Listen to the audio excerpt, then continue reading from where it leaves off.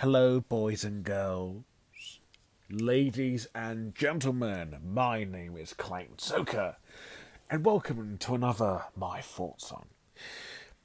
Today, in celebration of Trolls World Tour coming to digital, why not talk about a few DreamWorks films?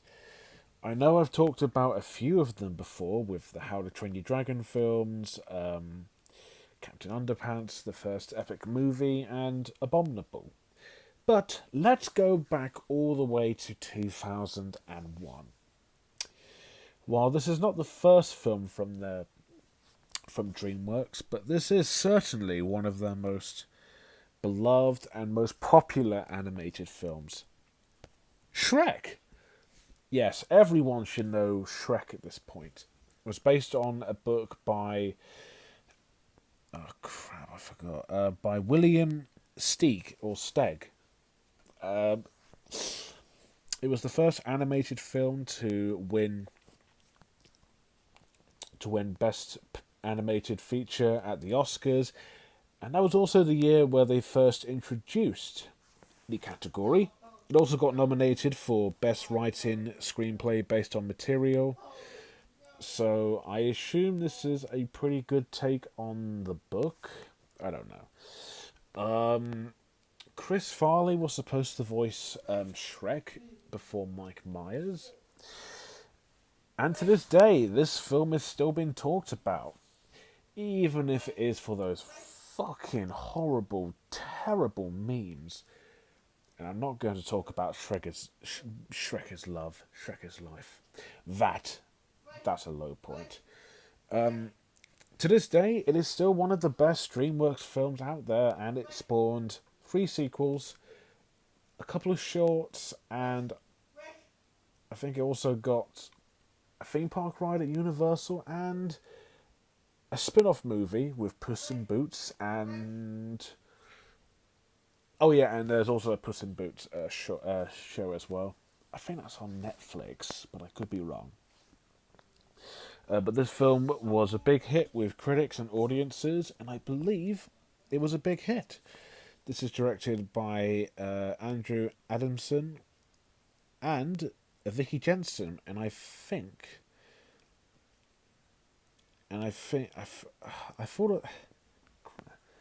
thought the director of the film was Aaron Warner, although he might be one of the writers. I think he's a producer. Yeah, Aaron Warner. Yeah, producer. Yep. So, I mean, you all know the story of Shrek, don't you? It's about this ogre named Shrek, voiced by Mike Myers, who lives in a swamp all alone. He's disgusting, he's filthy, smelly, and he just likes to be alone in his swamp, scaring villagers. But after Lord Farquaad, voiced by John Lithgow, banishes all these fairy tale creatures to where Shrek lives. There's the 3 blind mice, 3 little pigs, the wolf, Pinocchio, and Donkey, voiced by Eddie Murphy. And now Donkey, the annoying Donkey, and the very stubborn yet very scary Shrek have to go on this quest to try and get his swamp back. But it all kind of changes around when they have to save this princess named Fiona, voiced by Cameron Diaz. And so they have to bring her back so she can marry Lord Farquaad and Shrek can go back to his swamp. This was back when animated films were not particularly doing well. With the exception of Pixar, animation was kind of... I mean, with CGI animation, it was still trying to, get on. It's still trying to become bigger and bigger. I mean, obviously, Pixar has mastered 3D animation. 2D animation was kind of dead at that point with box office bombs like Titan AE, Treasure Planet, And this was also in 2001. This is when Monsters, Inc. came out. This is when Jimmy Neutron came out. So there was a bit of a competition with these 3 animated films. Maybe with the exception of Jimmy Neutron, because, I mean, that's not really saying much. But with Monsters, Inc. and this, this was kind of I guess, kind of a game changer for animation because Shrek's story is actually a lot more different than I imagined. It's definitely a spoof on fairy tales. It is a modern movie with modern references, but if you combine the modern elements and the fairy tale elements, you get this really unique but pretty funny world. And don't worry, this does expand a lot more in Shrek 2. And I will get to that. But first, what is the story like in Shrek? For the most part, it's straightforward, it's simple, it's executed fairly decently. There you go. Not every animated film needs to be complex or different. This film does have cliches, but some of the cliches they actually use differently. And this film was also quite funny, as expected, with Mike Myers and Eddie Murphy's chemistry. The film does offer so many memorable, funny, really clever moments, along with some very adult jokes too. I was also surprised by how much profanity there is in this film. There's like one crap, three asses, and a few damns. So I mean, I know parents would be like, they'd be watching this with their children, and one of them could go and say, go up to their parents and say, "What does that word mean?" And then they'll probably go, "I'll tell you when you're older." I don't mind. I don't mind animated films with profanity. It makes it more, well, not necessarily adult. It makes it more like, at least they're treating it like it's both for adults and families, even though they said damn and crap. I don't mind it. I think it just, I don't know, it just makes it more amusing. There are a few action scenes in the film, but not that many. They're fun and creative to watch, and they do give this film some nice light-hearted fun. There's also some good heartfelt moments between Shrek, Fiona, now and then with Donkey and the Dragon, which is probably one of the funniest part of the film. I mean, a donkey and a dragon in love? I mean, I don't know what to say. That's just hilarious. And then the ending's great as well. It's also got a good message in there too. So, in a way, this is not like a complex or very deep film. It's just a very simple story that tells it in a very simple yet comedic way. But the comedic side actually works to the film's advantage. They have all these gags in the film, like they have the scenes where the guards of Farquaad are telling the audiences to applause, to laugh, to go ah. But they don't just say it, they pull up like a card and they write laughter, applaud, and they do that. And they've also got these like very, very small, clever moments with the fairy tale elements mixing with the modern elements. Like, they had an idea and executed actually kind of brilliantly. Like, I like when films just kind of have fun with the concept and don't just leave it to the imagination or anything. No, they actually use it to make a movie that's fun and actually use this element to make it interesting. And I like that.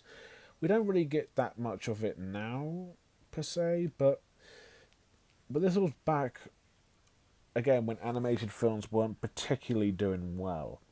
But Shrek and Monsters Inc. and even a few of the Pixar films show that animation can still be a great media and have fun stories with it too. And Shrek accomplishes that. The story may not be anything groundbreaking, but at the very least they did do the best they can. It was well executed, it was dramatic, funny, clever. There were some jokes that can be a little dated back then, but most of it remains quite solid and funny. And it is a story beyond far, far away. Animation. Whoo boy!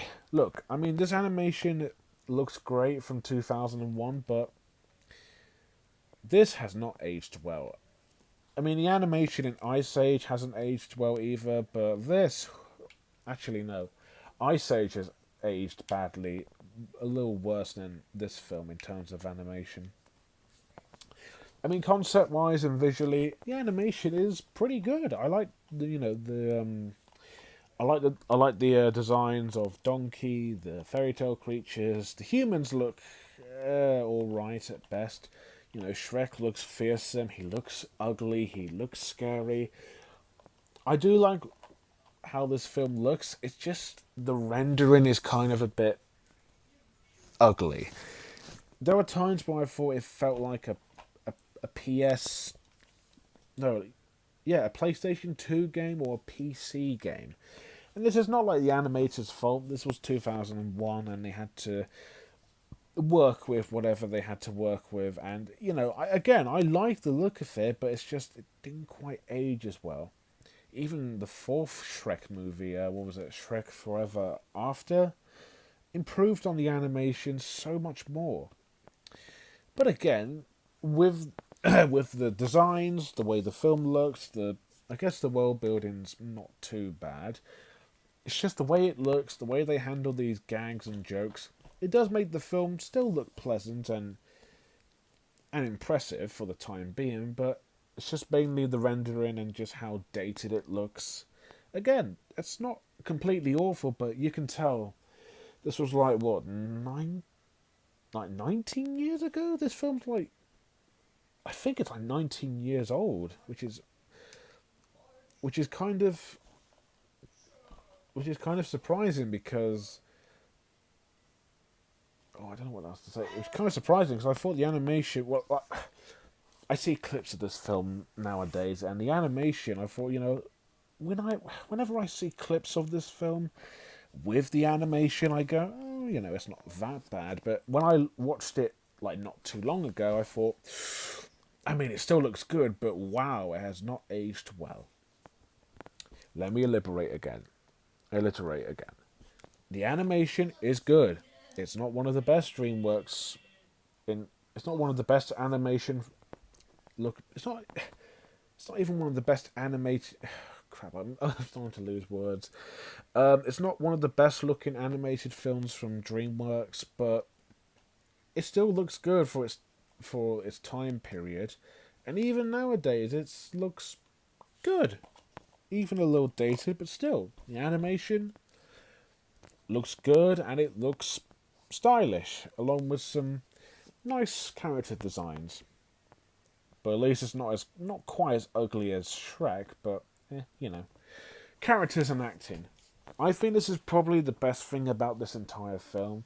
I mean, yeah, the story's pretty good, and the animation, while being a bit dated, still looks good.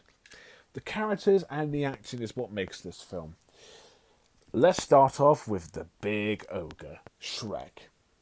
He does come across as this very unlikable, grumpy, grouchy ogre who just wants to be by himself, and he's constantly annoyed by Donkey. But like most characters who are like this, he does have a soft spot, but he doesn't really show it that much. Shrek's likable. He's funny. He's a bit goofy. He's fearsome, and I don't know. He was kind of endearing. I mean, yeah, he's a bit of an asshole, but but at least he's one of them like likable assholes. Even though I wouldn't say, I mean, he's not the villain in the film, but I mean the other villagers and especially Lord Farquaad, they see him as this big, big fierce, big fearsome, ugly beast. I don't know. I think Shrek's just kind of a likable loner. Donkey is pretty funny. He's the fast talker. He's the one who's easily annoying. However, they don't make him like annoying in the way that it makes the audience feel annoyed of him. I like when films just make these characters annoying, but in a funny way, but not like in a very obnoxious way where it not only affects the main character, it affects us. Here, Donkey's not annoying. He's still funny. His chemistry with Shrek is highly amusing and again, very hilarious. Mainly thanks to Murphy and Myers' performance. And I think they're both great together. And I think they kind of remind me a bit of Sid and Manny from Ice Age, only more believable and funny. Princess Fiona is a great damsel in distress. She's a fighter. She's a bit similar to Shrek. And again, I just like when they take these cliches and actually do something new with them, especially when they make Fiona like this martial arts damsel in distress. But her chemistry and even her relationship with Shrek is quite touching. Again, a bit funny, and sometimes they can be a bit mean to each other, but we've seen this before. And also there's the whole misunderstanding part, but I don't... I mean, these are some of the cliches I don't mind. There are other cliches I can't stand, but at least they use them to the film's advantage. You've also got the villain, Lord Farquaad, who's really, really entertaining. He's not threatening or anything, but he is highly funny, he is amusing, and he is a great threat to both Shrek, Donkey, and Fiona. The dragon, who is Donkey's love interest and now wife, she's probably one of the best things about this entire movie. She's so lovely and so big, but when we first see her, she's very, she's a fire-breathing dragon. But when she is with Donkey, but when she's like in love with Donkey, I don't know why. It's kind of funny. I mean, it's kind of unexpectedly bizarre, but it's what makes it funny. You don't see a donkey and a dragon in love, do you? The voice acting is brilliant. This is some of the best voice acting I have heard in an animated film. Mike Myers as Shrek. You heard me. Mike Myers, aka Austin Powers, Wayne, and the Cat in the Hat, is Shrek. And I know Shrek is Scottish, but Mike Myers, I'm gonna give him this. He can pull off a pretty great Scottish accent. And I believe in an interview or somewhere or whatever, his mother used to read him fairy tales in a Scottish accent. So it makes sense for him to play Shrek as a Scottish ogre. He's really funny, he's really into his role, and he always makes me smile, and he makes me smile. I'm always endeared by his performance. I think he was great. Same with Eddie Murphy. I think Eddie Murphy's really funny. He's very fast. It kind of feels like the people behind this movie said to him, whenever you say these lines, be yourself. That's kind of what it feels like, and it looks like he's having a blast as Donkey. Cameron Diaz voices Fiona, and I think she's a really great choice to voice the damsel in distress. She's funny, she's amusing, she can kick ass as well. A really perfect voice for this character.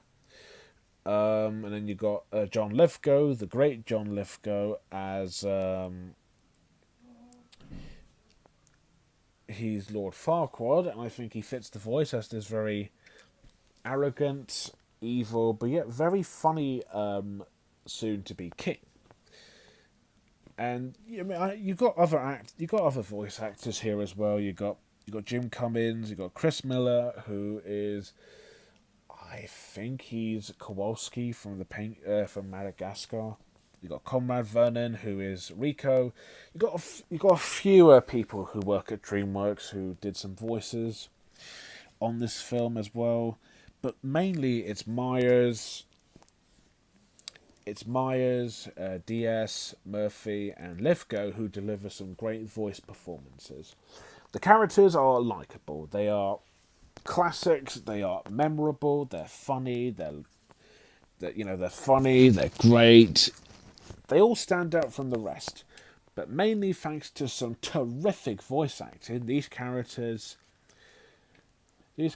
do feel like fairy tale characters, even if one of them's a donkey and the other's a dragon. But at least you've got an ogre. On a side note, I forgot his name. He's a brilliant composer. I think it's Harry Gregson Williams and John Powell from How to Train Your Dragon. They both composed the score for the film, and I think it's really excellent. You can hear a bit of Powell's familiar themes from the How to Train Your Dragon films. Same with Gregson Williams. I think it's a really nice, relaxing, and beautiful score. And how can we forget All Star by Smash Mouth? I mean, it's a great song, and it's one of the most iconic things about this film. I mean, people, whenever they hear All Star or Smash Mouth, they think of Shrek. That's not a bad thing, but judging by how big of a meme this film has become, it's a bit up. What's the word? It's a little bit